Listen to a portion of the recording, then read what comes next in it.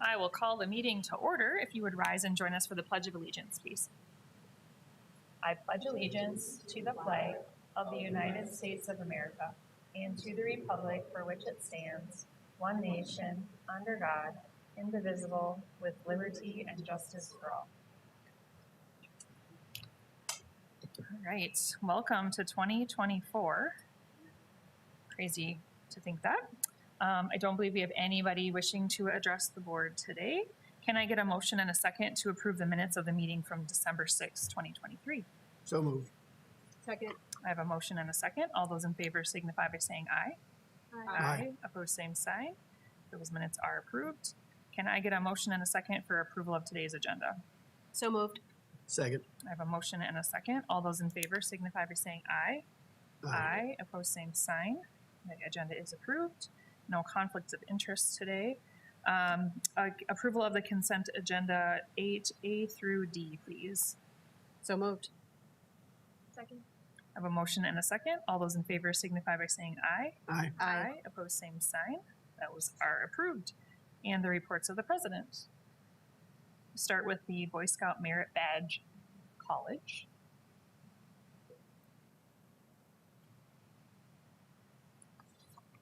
Thank you, Madam President, board members. My name is Brian Williams. I'm a faculty member at Southeast Tech, and on November 18th, we held the first Boy Scout Merit Badge College at our school. And just to give you some numbers, we had 23 faculty members who donated 345 hours to pull this Merit Badge camp off. And we had 10 students who donated 40 hours, a total of 385 hours of time donated. It was on a Saturday for 8 hours, and we had 203 scouts, plus or minus a couple were there, which is a lot of kids, and young boys, young girls, and they earned 400 merit badges that day, and we were really pleased with that. The scout office was pleased, and I think we look forward to doing it in the future. I hope. The scout office was absolutely enamored that that many faculty people would teach their areas of expertise and get these kids. We offered 21 different badges. 4 of those were Eagle required badges. And so a shout out to Dr. Valdez for being a real champion of this entire thing. He put a lot of time into it. And in fact, I'm going to give you this, if you don't mind. He designed these merit badge camp signs for all the scouts that participated. And so his little badge. Ooh, very cool. Put it on something. Wow. Yeah, isn't that great? That is awesome. That's cool. Thank you. So that was the merit badge. Do you have any questions for me? So, local? Yes, it was local. We had some kids from Minnesota. Plankington was about as far west as we had, Mitchell, Huron, down south, Yankton, and then a lot of kids from the Sioux Falls area. Well, that's good. Absolutely.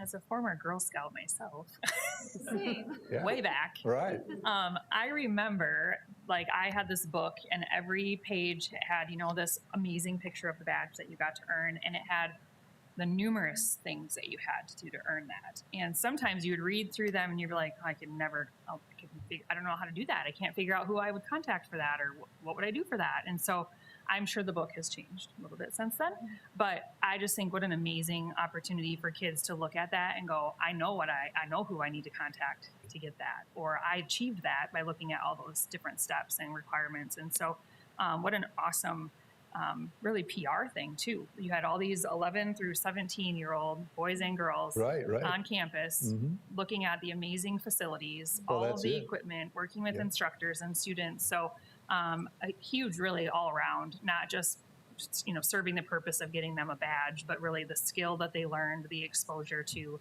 additional educational opportunities and staff. Yeah, right. Looking at all the different careers that are out there, 21 different careers that they could pursue. So it was really great. I would venture to say most of them probably had never been to Southeast Tech before. I would agree with that. Yeah. I mean, what a great first impression. They were welding. They were doing automotive. They were doing healthcare. They were doing everything. That's awesome. Yeah. Very cool. Yep. Well, thank you. And I look forward to hearing more about additional days that are sponsored. And this is really cool. Yeah. Thank you very much. Thank you very much. Yep. Thank you. Can I get a motion and a second to approve the Boy Scout Merit Badge College report? So moved. Second. I have a motion and a second. All those in favor signify by saying aye. Aye. Opposed, same sign. That is acknowledged. Next is a marketing update.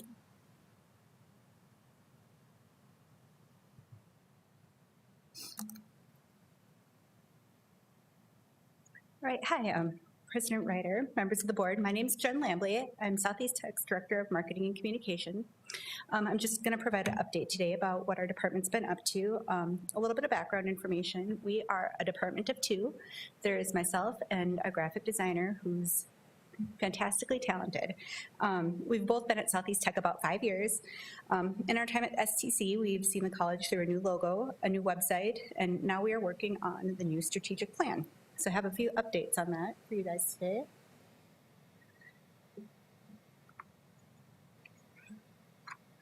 All right, as most of you already know, Southeast Tech finalized Vision 2025, which is our new strategic plan, in 2022. And marketing and awareness was designated as priority area 5 in that plan. And that goal just reads, by 2025, Southeast Technical College will have simplified its message and repeated it over the course of 24 to 36 months to build city and regional brand recognition for the purpose of sharing the STC story about our mission students and alumni. So we are making progress already on a number of these goals. And so then our next 3 slides kind of break those down a little bit further. And then I will just give you some examples of how we're doing that.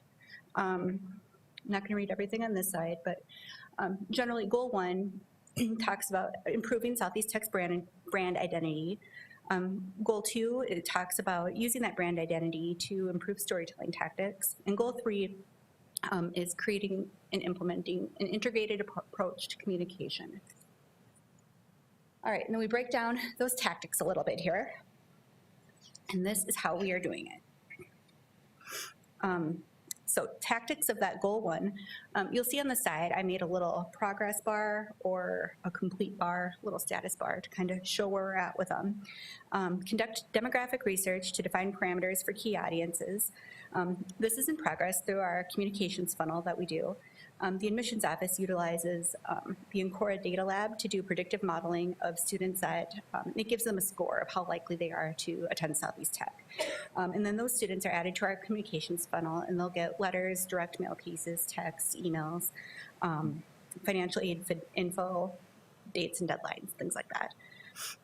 Second bullet, update and refresh admissions and marketing materials, maintaining consistent branding and voice. This one's in progress, but I also marked it as green. This is something that we do every year. So it's done for this academic year, but we will do it again before the strategic plan expires. Update and refresh the branding standards manual. This is done, and I'll talk more about that in a minute. Enhance and unify STC's interior and exterior signage. This is in progress. I'll share some examples on that in a minute here. And then utilize students as brand ambassadors. One way we're already doing this is through Build Dakota. We have a student that is a scholarship recipient that is journaling her experience with her classes, and they do that through the Build Dakota program. All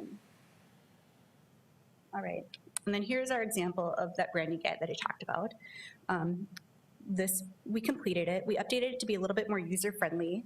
And we added a new section on social media standards, best practices, as well as a new section on Southeast Tech's voice and writing guidelines, just so people on campus, faculty, staff, whoever, have a reference guide to see, you know, is it the Sullivan Health Science Center, or is it the Sullivan Center, or the Health Center, you know, just for a reference so everything can start to get a little bit more consistent.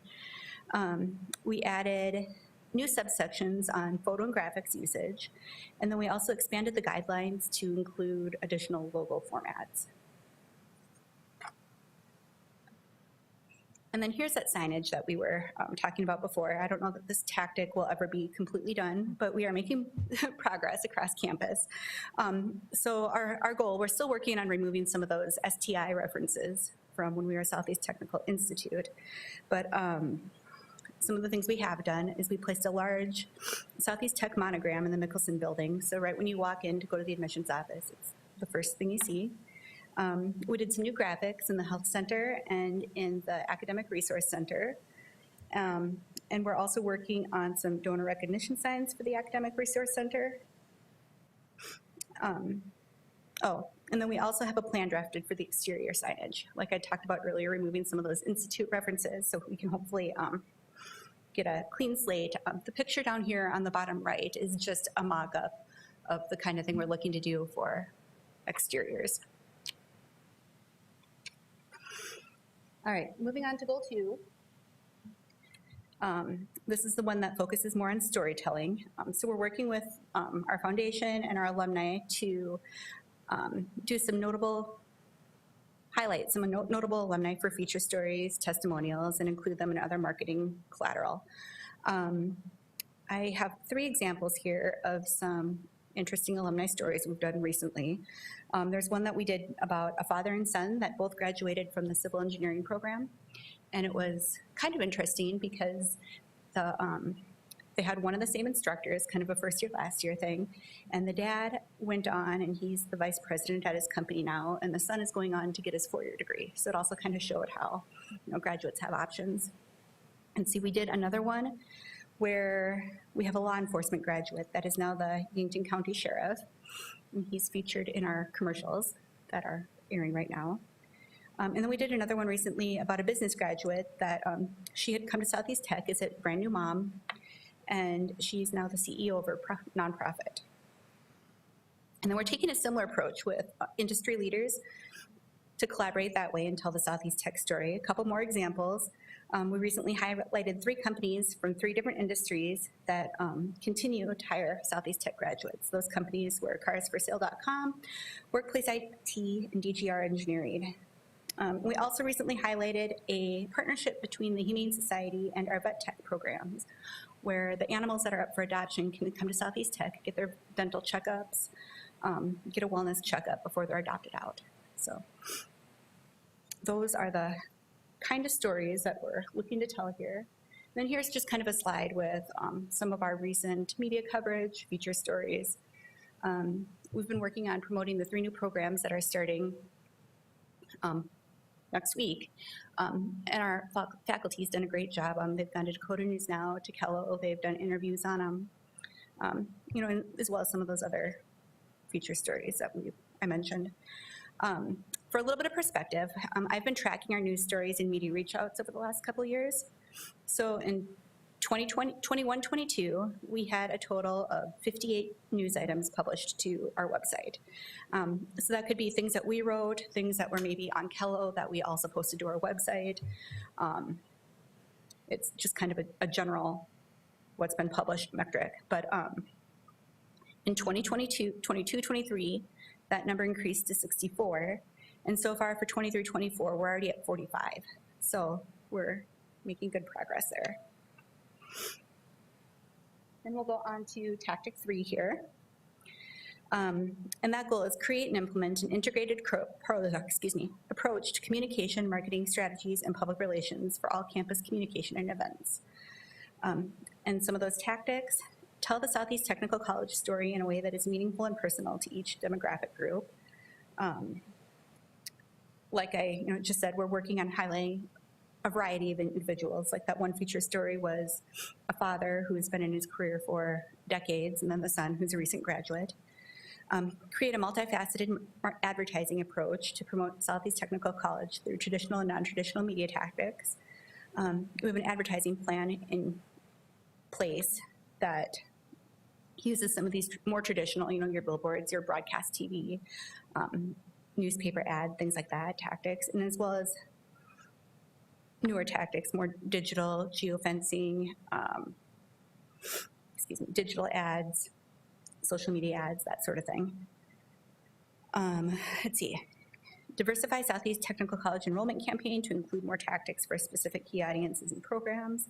And that goes back to that communications funnel that we had talked about. We added some different communications for non-traditional students and different communications for parents, our various different audiences. And then standardize a request process for marketing services. And I'll show you that right here. That's one thing we were crossing off our list. We created a landing page so faculty, staff on campus, when they need something for marketing, whether they need like a brochure branded or if they say, hey, Our department just worked on Boy Scout Merit Badge College, so we know about that kind of thing and can highlight it. So they can request design work, website updates, order business cards, et cetera, all in one location. It streamlines our workflow. It's kind of handy. All right, and then I wanted to touch again on new program marketing. I mentioned that before. We've been promoting the respiratory therapist, behavior mental health technician, and medical lab technician programs. Some of the things we've been doing are billboards, press releases, website landing pages, program sheets, ads in the South Dakota Newspaper Association, digital advertising, email communications, banner stands, and social media stands. And then here I just included kind of a snapshot of some of the variety of ways that we are getting the word out about Southeast Tech. I'd mentioned before that some are more traditional, some are newer, but we're really working hard to get a blended mix.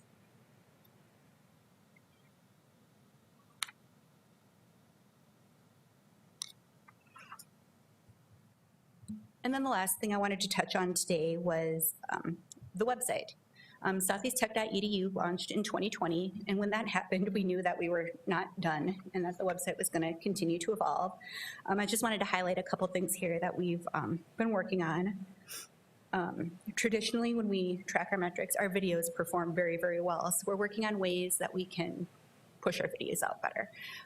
We did a slight tweak to the homepage so that we can feature video on kind of that hero image slide.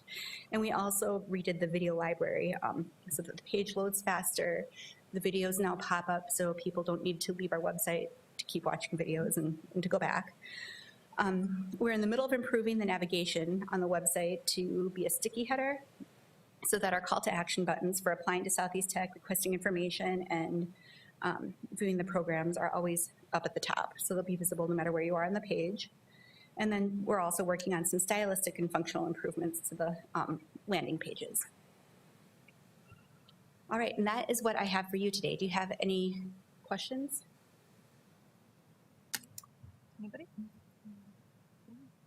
I think marketing is kind of an understood field because it really does make such a difference. And if we all thought about the number of things that were marketed to us even passively throughout the day, we would be shocked.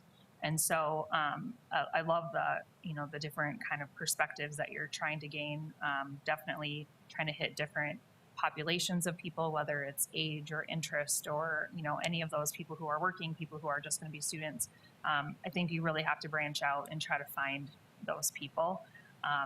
I'll tell you one thing that I maybe didn't have as much information about that I've learned a lot about is even like brand standards. And if you think about how many times did you maybe in school were like, hey, let's make a t-shirt and mine's going to say, STC on it. And so then someone just goes to custom ink or whatever, and they make a t-shirt and then you see them in the community and you're like, is that like a real one? Is that like you know what I mean? And so I think it's really great that there's some standards. So if there was a college or if there was a, housing or a club or something that wanted to make whatever that item is, that they can have it truly represent STC and have it be visible and recognized and be seen in lots of places and not have it be, what is that? So just one example of things that I think are important and I'm glad to see that are kind of maybe tightening up and actually having some of those things out there so that people can use them and we can continue to kind of push the look and the feel of STC. So very good work. Thank you for the update. Appreciate it. Can I get a motion and a second to acknowledge the marketing update? So moved. Second. Okay, I have a motion and a second. All those in favor signify by saying aye. Aye. Opposed, same sign. That is approved. And the strategic priority campus climate.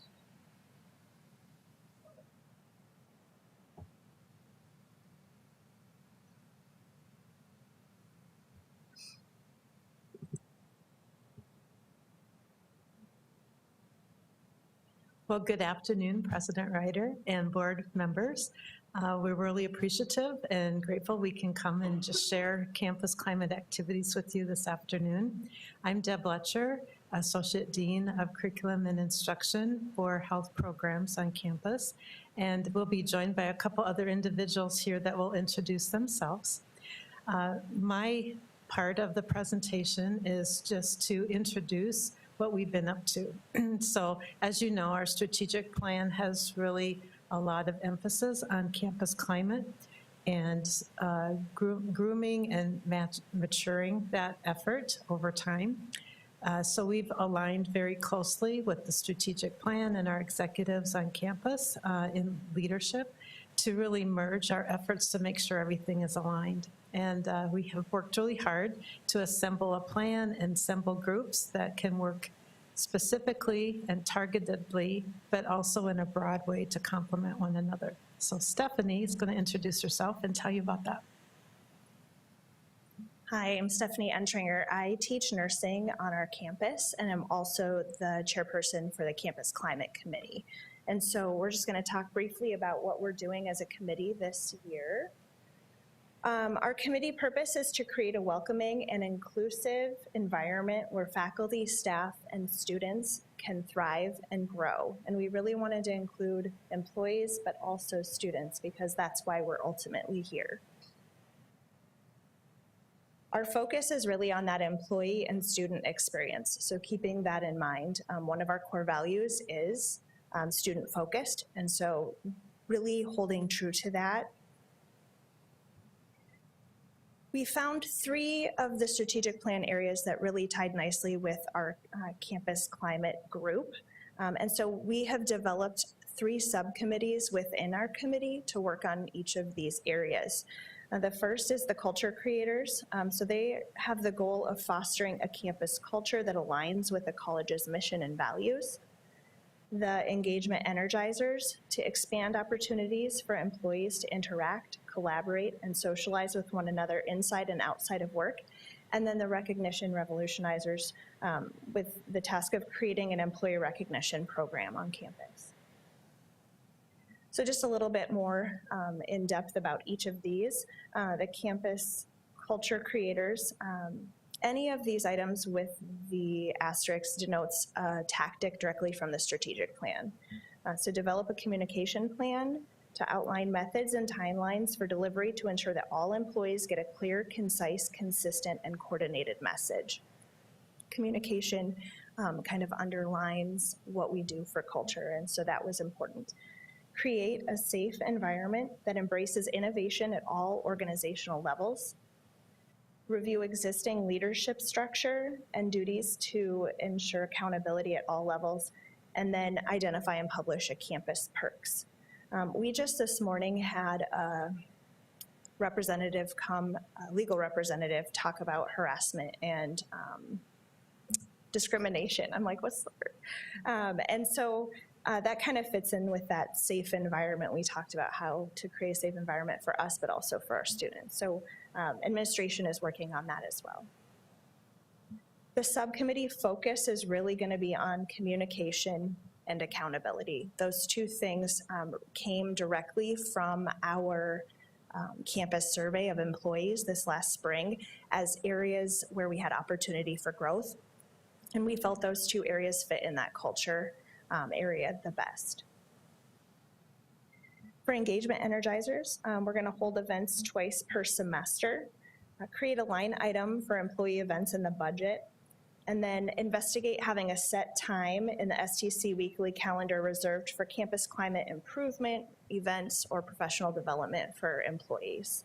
And last semester, we did an amazing race for fall kickoff, and then we had a Thanksgiving potluck. Today, we played bingo over lunch at our kickoff for this semester. So we've started implementing those things. The subcommittee focus areas that came from that employee survey are morale and collaboration. Those 2 fit nicely with this subcommittee. The recognition revolutionizers, they're going to research effective employee recognition programs at outside organizations, develop a recognition program that encompasses the STC way, which really is just encompassing our values, and those are listed there. establish and deploy an employee survey for feedback before that program launches. We've had several iterations of recognition programs and they just die out. And so what does the campus feel would be good, and then launch it. The subcommittee's focus areas from the employee survey are going to be staffing and resource allocation, as well as support. Deb alluded to this, but Deb and Eric Van Laken, our CIO, are the executive sponsors of this committee. And then I am the chairperson. And then we have faculty and staff that have self-elected to serve on each of those subcommittees. So moving forward, we had that survey where we gathered information from campus regarding the campus climate and specifically from employees. And so we're going to have data-informed dialogue sessions in January, later this month, where we can delve into tactics for fixing those opportunity areas and what campus feels like would be beneficial. Review of the South Dakota Board of Tech Ed and STC strategic plan goals and employee collaboration on strategies for reaching them, and that's going to be a piece of that. And then strategies shared with STC leadership and campus culture strategic priority planning group for further work in that area. Any questions? Anybody have questions or comments? I really value that you guys are diving into this because it really looks at like who's taking care of the people, right? Everybody has come out of this pandemic, we're going through things. How are you stopping and focusing on those who are serving our students right now and making sure you're fulfilling their needs? Because what we want is to keep quality people.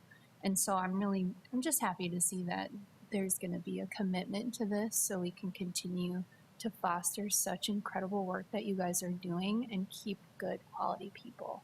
So I'm really proud. Again, I always love hearing these reports because I walk away so proud of Southeast Tech, and this is an area that I'm really proud to see being focused on so you guys can continue the great work you're doing. So I'm excited to hear what comes of this and look forward to hearing back on the survey results. Well, thank you. It takes a village and it takes a lot of intention, right? So there's a lot of committed folks in this room and beyond to try to make this work in a really positive way. Yeah, I don't think you can underestimate the value of what the environment and what the atmosphere and what the just feeling is in a place of work, regardless of where that is. It could be the dirtiest place, but you could have the most fun, or it could be spick and span clean, but feel like, ugh, you know? So it really is important about that atmosphere. And I'm going to misquote, but I think somebody once said, it doesn't matter what you said, people remember how you made them feel. Mm-hmm. And I think that's really true in this situation. You'll try things, people will hopefully feel heard and feel valued and like they got to participate in making something that will be long lasting for themselves and their peers. So good work. I look forward to future updates as you guys continue. Thank you. Thank you. Can I get a motion and a second to approve the strategic priority campus climate update? So moved. I have a motion and a second. All those in favor signify by saying aye. Aye. Opposed, same sign. That is acknowledged. And I believe we had one final announcement.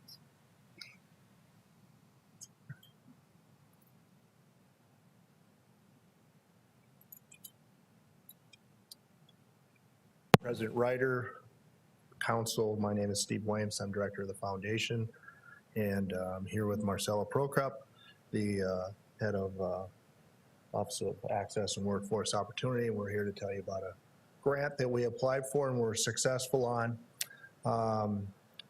There is a grant that we came into our attention last summer.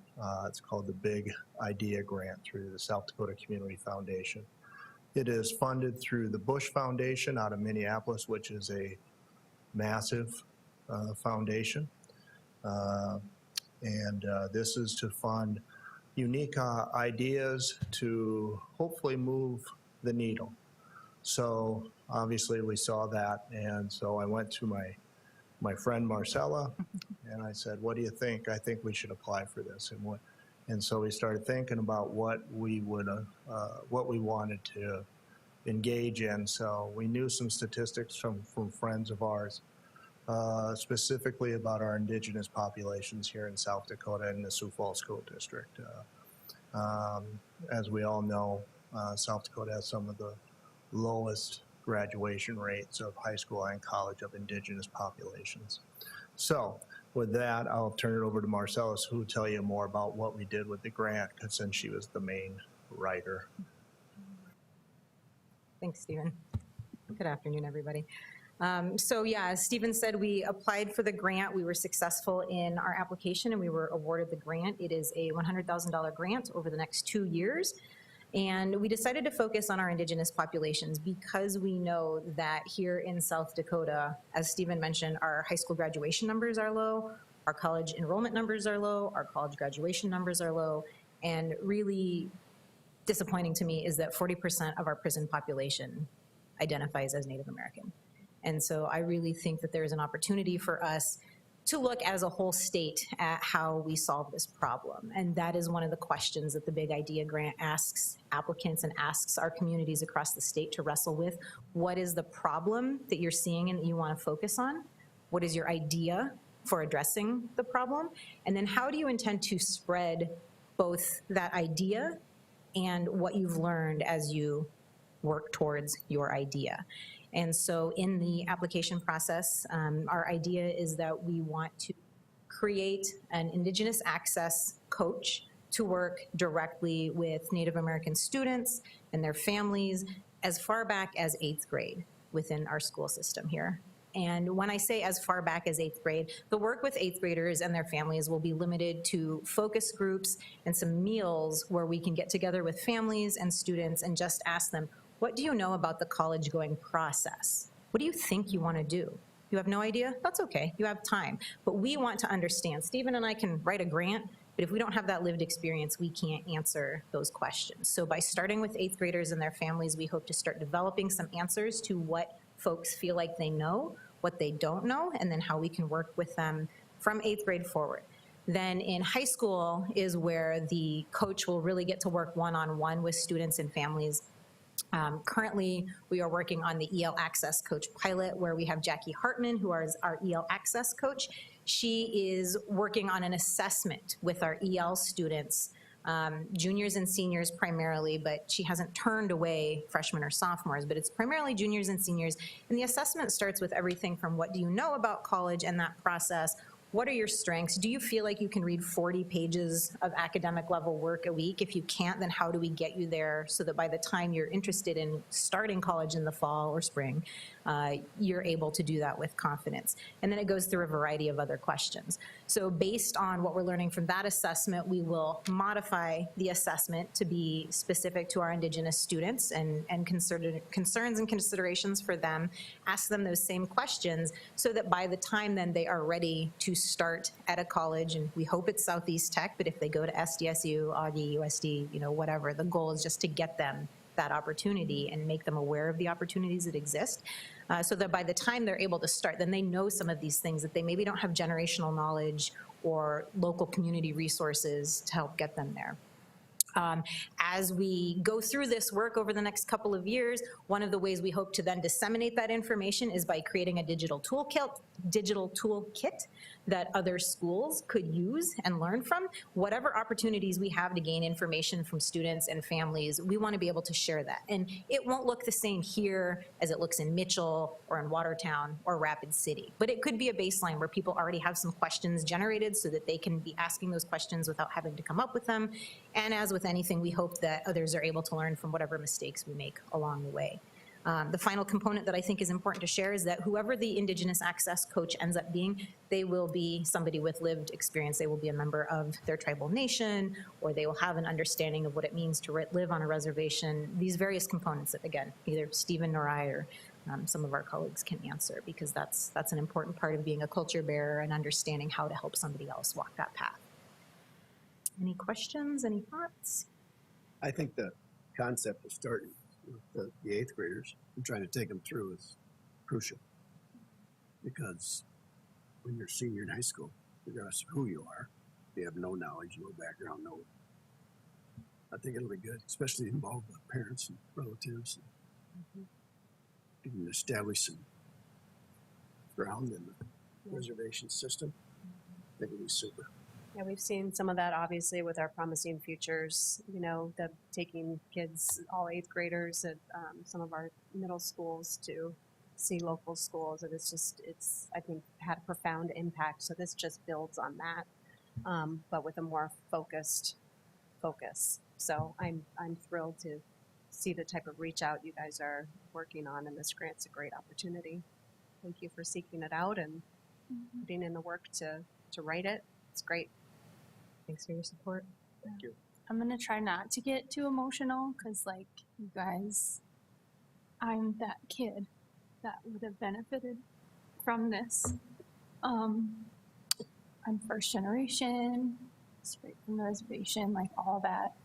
And my family suffered like big time in trying to navigate higher education to the point of poverty. And so something like this means a lot to me. And I actually, again, I apologize for wearing my USD stuff, but I just got back from a college campus visit with a former student of mine from Watertown. First generation parents made life tough for her. And she was terrified to go to school and didn't even humor it until I kind of nudged her into that direction. And like, seeing her on campus was huge for me because I knew that she might not have gotten there had she not had someone like me take her there. And the fact that you're going to walk alongside somebody at a younger age, plant that seed, get them to know they're worth it, because like even I didn't think I was worth it. And you're doing that at such a young age. It's a lot. And so again, I'm very proud to hear the work you guys are doing, because you're going to change lives and you're going to change communities. It's not just a single life. It'll change a community to see somebody in higher education from their tribe, from their community, from their family. Like, it's a big deal. And so again, another proud moment for you guys. And I thank you, like, personally. Like, thank you for doing that for my people. So, yeah. Sorry, dang it, I tried. Thanks for sharing your story, for your support. Thank you very much. I'm again excited to, I feel like we lost power or something.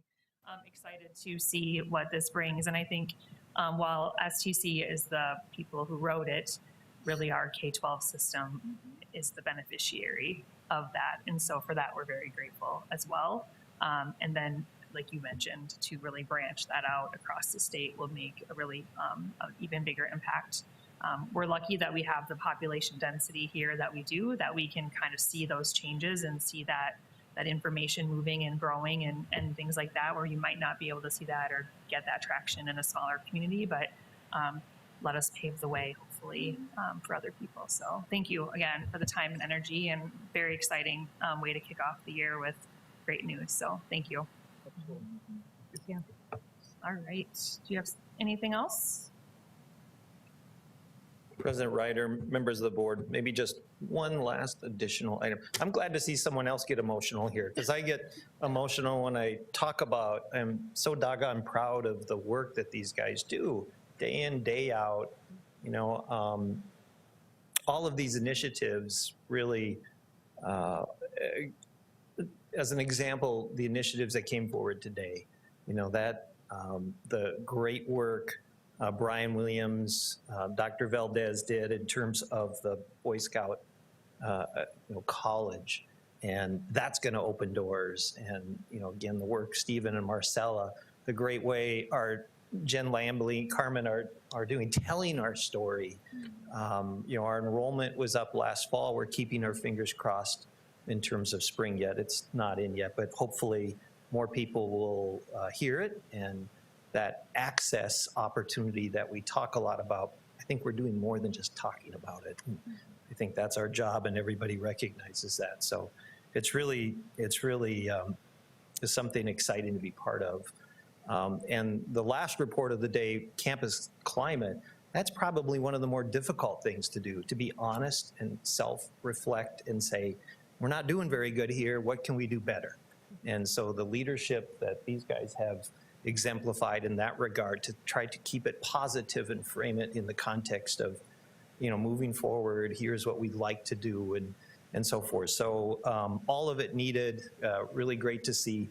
The one item I wanted to mention was of historic note and something I wasn't quite sure we'd ever get to as well, but that is tomorrow is move-in day for the new Sim Center. So actually Thursday and Friday, our healthcare leadership team just want to acknowledge Dr. Valdez again and the healthcare leadership team, Kristen Paseo, Jackie Kramer, Deb Letcher, and all of the healthcare faculty and staff are heavily involved in this process. They have been in the designing the facility.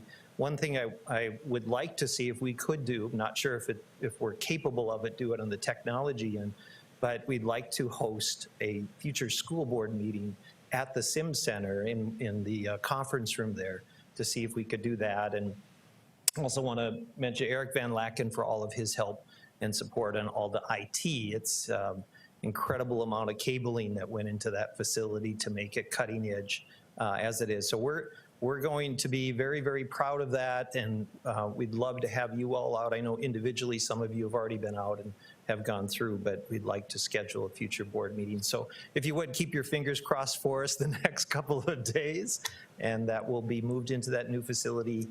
Classes start next Monday for us, but we will not be offering classes for a couple weeks yet in the building. But thank you for your time. Thank you very Was- much. If anyone can figure out how to live stream a meeting from there, I'm sure it's Eric. So we'll look forward to that in the future. All right. Can I get a motion and a second for adjournment, please? So moved. Second. I have a motion and a second. All those in favor signify by saying aye. Aye. Opposed, same sign. We are adjourned.